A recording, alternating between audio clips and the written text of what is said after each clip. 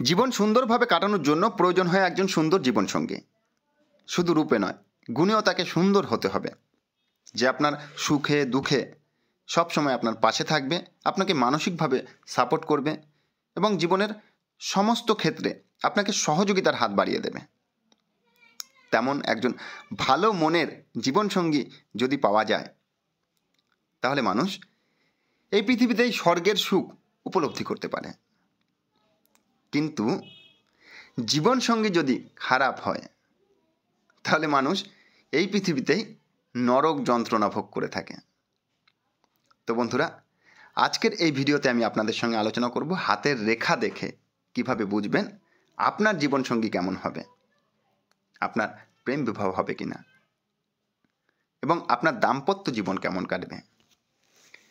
নমস্কার, আমি অ্যাস্ট্রোলজার প্রদ্যুৎ আচার্য। আপনারা দেখছেন মাই অ্যাস্ট্রোলজি। হাতের রেখার সম্বন্ধে ভালোভাবে জানতে, ভালোভাবে বুঝতে ভিডিও অবশ্যই পুরো দেখবেন। ভিডিও কেটে কেটে দেখলে কখনোই হাতের রেখার সম্বন্ধে সম্পূর্ণ ধ্যান ধারণা হবে না, বুঝতে ভুল করবেন।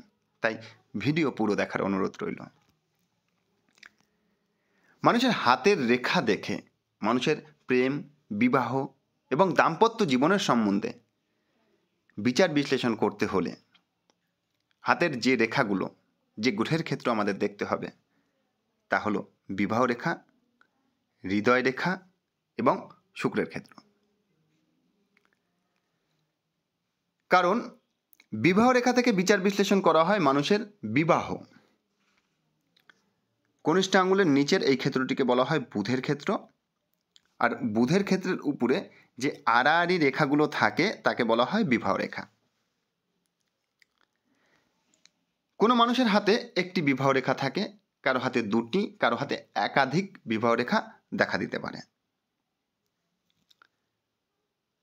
এই রেখাগুলোর মধ্যে সবথেকে সুন্দর, সুগঠিত, শক্তিশালী রেখাটিকে বিবাহ রেখা ধরে বাকি রেখাগুলোকে প্রেম ভালোবাসার রেখা হিসেবে বিবেচনা করা হয়।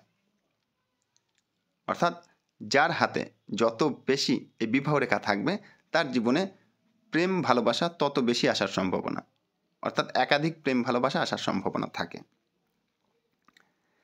কিছু কিছু মানুষের হাতে একই রকম দুটো বিবাহ রেখা দেখা যায়। সেক্ষেত্রে একটি বিবাহ রেখা আরেকটি গভীর প্রেম ভালোবাসার রেখা হিসেবে দেখা হয়। অর্থাৎ এই প্রেম কিন্তু কিছু কিছু সময় বিবাহের পরেও সম্পর্ক ধরে রাখতে পারে, হয়তো সেটা গোপনে, কিন্তু সম্পর্ক থাকার একটা সম্ভাবনা থেকেই যায় যদি একই রকম শক্তিশালী দুটো বিবাহ রেখা থাকে। আর বিবাহ রেখার বয়স নির্ণয় করা হয় মোটামুটি, দেখুন, জ্যোতিষশাস্ত্র অনুযায়ী বলা হয়েছে যে কনিষ্ঠ আঙুলের নিচ থেকে হৃদয় রেখা পর্যন্ত 50 বছর। যদি এর মাঝামাঝি অবস্থায় বিবাহ রেখা থাকে, তাহলে ধরে নিতে হবে যে এনার 25 বছরে বিবাহ হবে। সামান্য একটু নিচে থাকলে তাহলে বয়সটা আরও আগিয়ে আসছে, সামান্য একটু উপরে থাকলে বয়সটা আরও পিছিয়ে যাচ্ছে।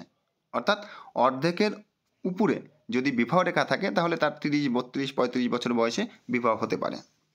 আর যদি অর্ধেকের নিচে থাকে, তাহলে তার 25-এরও কম বয়সে বিবাহ হয়। তো মেয়েদের হাতে বেশিরভাগ ক্ষেত্রে অর্ধেকের নিচের দিকে থাকে, আর ছেলেদের ক্ষেত্রে বেশিরভাগ সময় অর্ধেকের উপরের দিকে থাকে বা অর্ধেক পজিশনে থাকে। এই বিবাহ রেখা থেকে শুধুমাত্র যে বিবাহের বিচার বিশ্লেষণ করা হয় তেমন নয়। বিবাহ রেখা থেকে বিচার করা হয় মানুষের সম্পর্কের স্থায়িত্ব। আর সেই সম্পর্ক শুধু যে নারী পুরুষ বা স্বামী স্ত্রীর মধ্যে তেমনটাও নয়। যে কোনো মানুষের সঙ্গে সম্পর্ক স্থায়ী হতে গেলে বিবাহ রেখাকে ভালো হতে হবে। বিবাহ রেখা যদি সুন্দর সুগঠিত হয়, তারা যাদের সঙ্গে সম্পর্ক সৃষ্টি করে বা জন্মসূত্রে যাদের সঙ্গে সম্পর্ক থাকে, তাদের সঙ্গে সম্পর্ক ধরে রাখার চেষ্টা করে। কিন্তু বিবাহ রেখা যদি পীড়িত হয়, বক্র হয়, তাহলে তাদের দাম্পত্য জীবন খারাপ হওয়ার পাশাপাশি মানুষের সঙ্গে সম্পর্ক স্থায়িত্ব খুব বেশি হয় না। বিবাহ রেখা বিভিন্নভাবে পীড়িত হতে পারে। বিবাহ রেখা বক্র হতে পারে, মাথার দিকে গিয়ে দুভাগে বিভক্ত হতে পারে। যদি কারো হাতে বিবাহ রেখা কিছুটা এসে দুভাগে বিভক্ত হয়ে যায়। এদের দাম্পত্য জীবনে যথেষ্ট সমস্যা ভোগ করতে হয় এবং এমন একটা পর্যায়ে আসতে পারে যে সেপারেশন বা বিচ্ছেদের মতো অবস্থায়ও তাদের চলে আসার সম্ভাবনা রয়েছে। আবার কিছু কিছু সময় বিবাহ রেখা কোনো এরোরেখার দ্বারা কেটে যায়, সেটাও কিন্তু অশুভ ফল নির্দেশ করে। এটাও কিন্তু দাম্পত্য জীবনের সমস্যাকে অনেক বেশি বাড়িয়ে তোলে। আবার এই বিবাহ রেখা বেশ দীর্ঘ হয়, আবার রাহু রেখাও স্পর্শ করে, তাদের দাম্পত্য জীবনে চরম অশান্তি ভোগ করতে হয়। বিবাহ রেখা যদি ঝুঁকে কিছুটা হাতের মধ্যে চলে এসে হৃদয় রেখাকে স্পর্শ করে, এটা কিন্তু বিবাহ বিচ্ছেদ নির্দেশ করে। এই বিচ্ছেদ ডিভোর্সের মাধ্যমে হতে পারে, আবার স্বামী বা স্ত্রী কারো মৃত্যুর মাধ্যমেও বিচ্ছেদ হওয়ার সম্ভাবনা থাকে। যাদের হাতে বিবাহ রেখা হৃদয় রেখার সঙ্গে মিশে গেছে তারা একটু সতর্ক থাকবেন, সাবধানে থাকবেন বা এর প্রতিকার করিয়ে নেবেন। কিছু মানুষের হাতে এই ধরনের কাছাকাছি একটি বিবাহ রেখা থাকার পরে একটি সুন্দর বিবাহ রেখা দেখা যায়। এটা দ্বিতীয় বিবাহের যোগ নির্দেশ করে এবং পরের যে বিবাহ, দ্বিতীয় বিবাহ কিন্তু সুখের হওয়ার সম্ভাবনা থাকে যদি বিবাহ রেখা ভালো হয়। কিন্তু দাম্পত্য জীবন সুখের হবে কিনা শুধুমাত্র বিবাহ রেখার উপরেই ভরসা করলে চলবে না, হাতের অন্যান্য বিষয়গুলোও দেখে নিতে হবে। তাহলে বিবাহ রেখা থেকে আমরা প্রেম, ভালোবাসা এবং বিবাহ সম্বন্ধে জানতে পারলাম। এরপরে দেখে নিতে হবে আমাদের হৃদয় রেখা। হৃদয় রেখাকে দুভাগে বিভক্ত করা হয়। এক হলো পুরুষালী হৃদয় রেখা, দুই হলো মাতৃত্বপ্রবণ হৃদয় রেখা। আমি হাতে একটি হৃদয় রেখা এঁকেছি, এটা অনেকটা সরল রেখার মতো। এটাকে ধরে নিতে পারেন মাতৃত্বপ্রবণ হৃদয় রেখা। অর্থাৎ এই ধরনের হৃদয় রেখা যাদের হাতে থাকে তাদের মন অনেকটা মায়েদের মতো হয়। মায়েদের স্বভাব কেমন হয়? মায়েদের স্বভাব হয় নরম, কোমল। অর্থাৎ মায়েরা বাচ্চাদের উপরে অনেক সময় রাগ করে, কিন্তু সেই রাগ ধরে রাখে না। যখন রাগ করে তখন করে, পরে আবার তার জন্য সেবা করে, তাকে যত্ন করে, তাকে খাইয়ে দেয়, পরিয়ে দেয়, ঘুম পড়িয়ে দেয়। তাই মাতৃত্বপ্রবণ হৃদয় রেখা যাদের হাতে আছে তাদের মন হবে মায়েদের মতো এবং তাদের মধ্যে ক্ষমা করবার প্রবণতা যথেষ্ট বেশি থাকে। আর যাদের হাতে একটু রাউন্ড প্রকৃতির হৃদয় রেখা দেখা যায়, অর্থাৎ হৃদয় রেখা দু হাতে মিলিত হলে অর্ধচন্দ্রের আকৃতি সৃষ্টি হয়, একে বলা হয় পুরুষালী হৃদয় রেখা। অর্থাৎ এদের মধ্যে কিন্তু সংকল্প শক্তি অনেক বেশি থাকে। এরা যদি কারো উপরে রাগ করে সেই রাগ ধরে রাখে। আপনার সঙ্গে হয়তো তারপরেও ভালো ব্যবহার করছে, কিন্তু মনের মধ্যে থেকে যায়। এরা যা মনে করে বা যা সংকল্প করে সেটা করে দেখানোর চেষ্টা করে। হৃদয় রেখা হৃদয়ভিত্তিক দিক সহ মানুষের হৃদয়ভিত্তিক সাহসেরও নির্দেশ করে। আর হৃদয় রেখা পুরুষালী হোক আর মাতৃত্বপ্রবণ হোক, হৃদয় রেখা যদি সুন্দর সুগঠিত হয় তার দাম্পত্য জীবন ভালো হবে যদি বিবাহ রেখা ভালো থাকে। একটি সুন্দর বিবাহ রেখার সঙ্গে একটি সুন্দর হৃদয় রেখা রয়েছে, অর্থাৎ তার দাম্পত্য জীবন যথেষ্ট সুন্দরভাবে কাটবে। এই হৃদয় রেখা ভালো হওয়ার পাশাপাশি যদি হৃদয় রেখা থেকে রবি রেখা ওঠে তাহলে নির্দেশ করে বিবাহের পরে এর ভাগ্য উন্নতি, মান, যশ, প্রতিষ্ঠা বৃদ্ধি পাবে।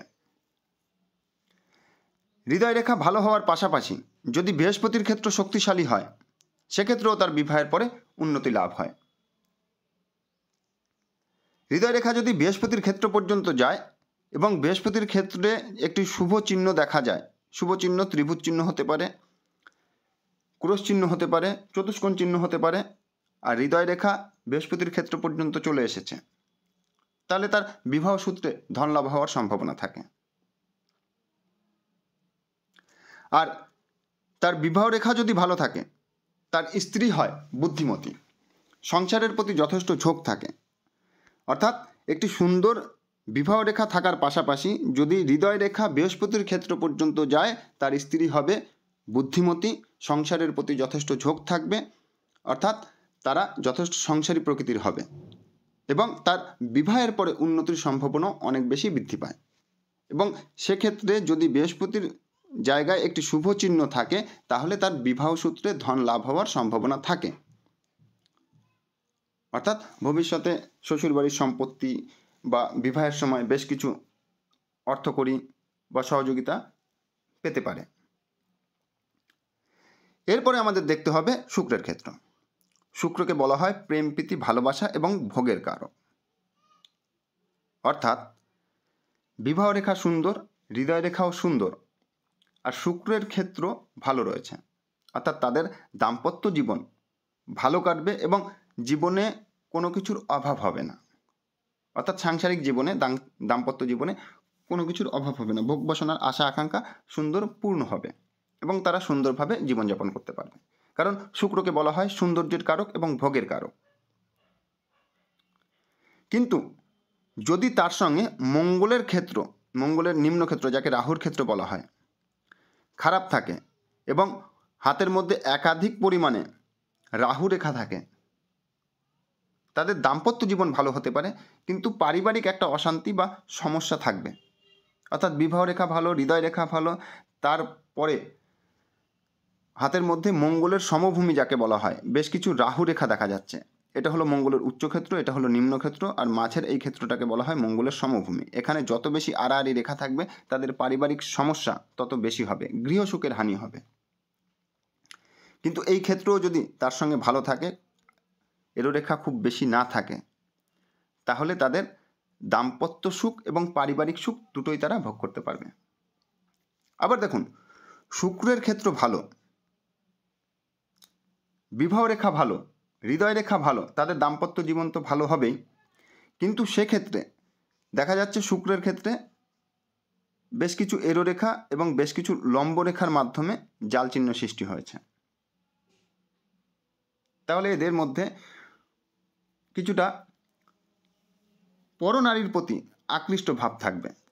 আর সে পর্যায়ে যদি শনির আঙুলে প্রথম পর্বে অথবা দ্বিতীয় পর্বে কোনো তিল চিহ্ন দেখা যায়, তাহলে এদের স্ত্রী ভালো, দাম্পত্য জীবন ভালো, তবু এদের মধ্যে কিছুটা যাকে বলা হয় আলুর দোষ থাকবে। এরা একটু লম্পট প্রকৃতির বা চরিত্রহীন প্রকৃতির হয়ে থাকে। যদি শুক্রের ক্ষেত্রে জাল চিহ্ন এবং শনির প্রথম পর্বে বা দ্বিতীয় পর্বে তিল থাকে, তাহলে এদের চারিত্রিক দোষ থাকে দাম্পত্য জীবন ভালো হওয়ার পরেও। আর যদি কারো হাতে বিবাহ রেখা ভালো হওয়ার পাশাপাশি রাহুর ক্ষেত্র অর্থাৎ মঙ্গলের নিম্ন ক্ষেত্র ভালো হয়, তাহলে তাদের প্রেম বিবাহ হওয়ার সম্ভাবনা অনেক বেশি বেড়ে যায়। কারণ এটাকে মঙ্গলের নিম্নক্ষেত্র ধরুন বা রাহুর ক্ষেত্র ধরুন, মঙ্গল হঠকারীর কারক, জীবনে হঠাৎ করে মাঙ্গলিক কর্ম অর্থাৎ শুভ কর্ম করিয়ে দেয়। আর রাহুকে বলা হয় ঘটক গ্রহ, রাহুও কিন্তু হঠাৎ করে কোনো কিছু ঘটিয়ে দেয়। অর্থাৎ মঙ্গলের বিচার করুন বা রাহুর বিচার করুন, যদি এই ক্ষেত্রটা ভালো থাকে, বিবাহ রেখা এবং হৃদয় রেখা ভালো থাকে, তাদের জীবনে হঠাৎ করে প্রেম বিবাহ হয়ে যাওয়ার একটা সম্ভাবনা থাকে। এছাড়াও যদি ভাগ্যরেখা চন্দ্রের ক্ষেত্র থেকে ওঠে আর হৃদয় রেখা বিবাহ রেখা ভালো থাকে, তাদের কিন্তু প্রেম বিবাহ হতে পারে আর হওয়ার সম্ভাবনাও থাকে। আচ্ছা, বিবাহ রেখা ভালো কিন্তু হৃদয় রেখা ভালো, কিন্তু হৃদয় রেখা থেকে বেশ কিছু নিম্নগামী রেখা দেখা যাচ্ছে। এদের মধ্যে কিন্তু একটা ভালোবাসার দিক থেকে আনস্যাটিসফ্যাকশন ভাব কাজ করে। আর তার সঙ্গে যদি রাহুর ক্ষেত্র দুর্বল থাকে বা এখানে বেশ কিছু এরো রেখা দেখা যায়, তাহলে প্রেম প্রীতি ভালোবাসার দিক থেকে এরা কখনোই স্যাটিসফাই হয় না, অর্থাৎ খুশি হয় না। এরা যেমন ভালোবাসা চায় ঠিক তেমন ভালোবাসা কখনোই পায় না। এদের মধ্যে অতৃপ্ত ভাব। দেখুন, রাহু এমন একটি গ্রহ যার শুধু মাথা আছে, পেট নেই, তাই তার পেট ভরে না। তাই রাহুর ক্ষেত্র খারাপ থাকলেও কিন্তু মানুষের মধ্যে এই ধরনের একটা প্রবণতা সৃষ্টি হয়। আর তার মধ্যে যদি হৃদয় রেখা থেকে একাধিক নিম্নগামী রেখা থাকে, তাহলে তাদের মধ্যে এই বৈশিষ্ট্যগুলো দেখা যায়। যদি কারো হৃদয় রেখা ভগ্ন হয়, তাহলে দাম্পত্য জীবন তার ভালো হবে না এবং তারও কিন্তু বিচ্ছেদ হওয়ার সম্ভাবনা থাকে। দেখা যাচ্ছে বিবাহ রেখা সুন্দর সুগঠিত রয়েছে, হৃদয় রেখার উপরে কোনো সমস্যা দেখা যাচ্ছে, হৃদয় রেখা ভগ্ন বা কারো হাতে হৃদয় রেখা শৃঙ্খলা আকৃতি বা কারো হাতে হৃদয় রেখা বেশ খানিকটা চওড়া হয়ে যায়, অনেকটা চওড়া, তাদেরও কিন্তু দাম্পত্য জীবন কখনোই ভালো যাবে না। আবার কখনো কখনো দেখা যায় যে বিবাহ রেখা ভালো, এই হৃদয় রেখাকে একাধিক রাহু রেখা ছেদ করেছে বা কেটে গেছে, তাদেরও কিন্তু দাম্পত্য জীবন ভালো যায় না।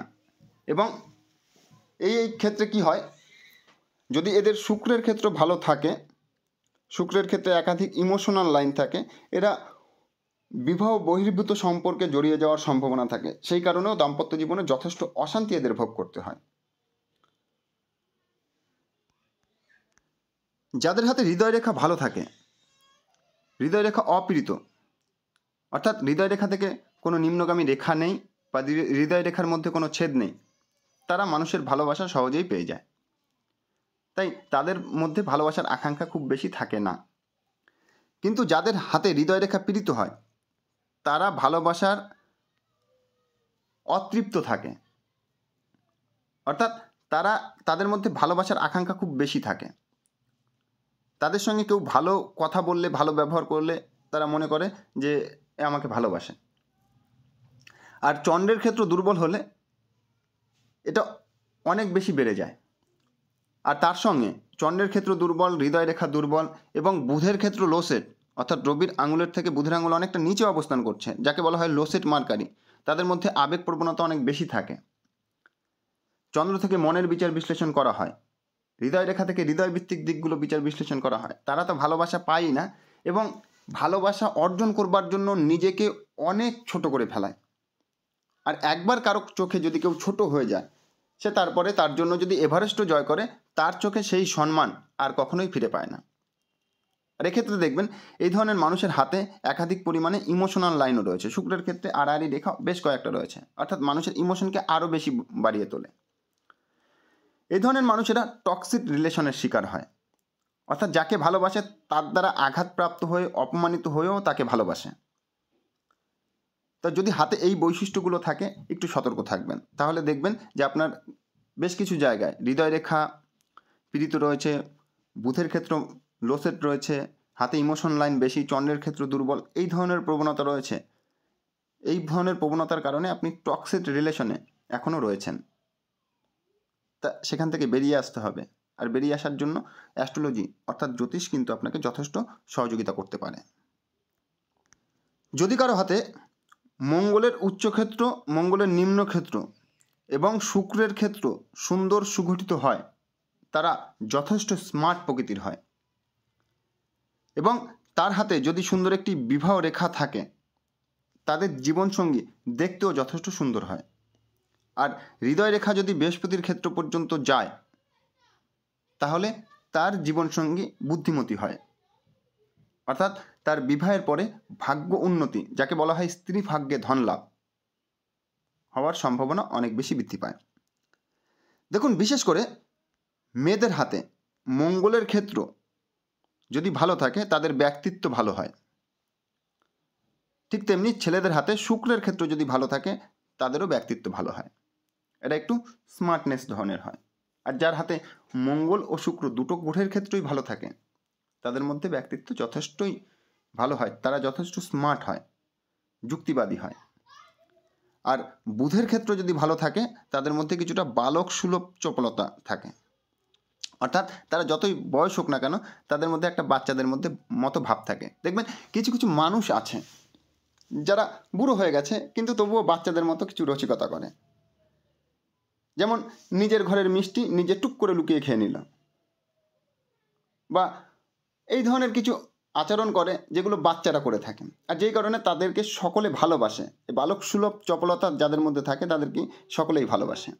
তো শুক্র মঙ্গল বুধ যদি একযোগে ভালো থাকে, তাদের মধ্যে স্মার্টনেসও থাকে এবং বালক সুলভ চপলতাও থাকে। তো বন্ধুরা, ভিডিও এই সম্বন্ধে আলোচনা করতে গেলে ভিডিও অনেক দীর্ঘ হয়ে যাবে, আর দীর্ঘ ভিডিও দেখার লোক খুব কম। যদি আপনাদের এই ভিডিও ভালো লাগে, অবশ্যই লাইক করে কমেন্ট করে আমাদের জানাবেন। যারা ফেসবুকে আমাদের ভিডিও দেখছেন, তারা অবশ্যই আমাদের পেজ ফলো করে আমাদের সঙ্গে থাকবেন, এবং যারা ইউটিউবে আমাদের ভিডিও দেখছেন, তারা অবশ্যই আমাদের চ্যানেল সাবস্ক্রাইব করে আমাদের সঙ্গে থাকবেন। ঈশ্বর আপনাদের মঙ্গল করুক, এই বলে এই অনুষ্ঠান শেষ করছি। নমস্কার।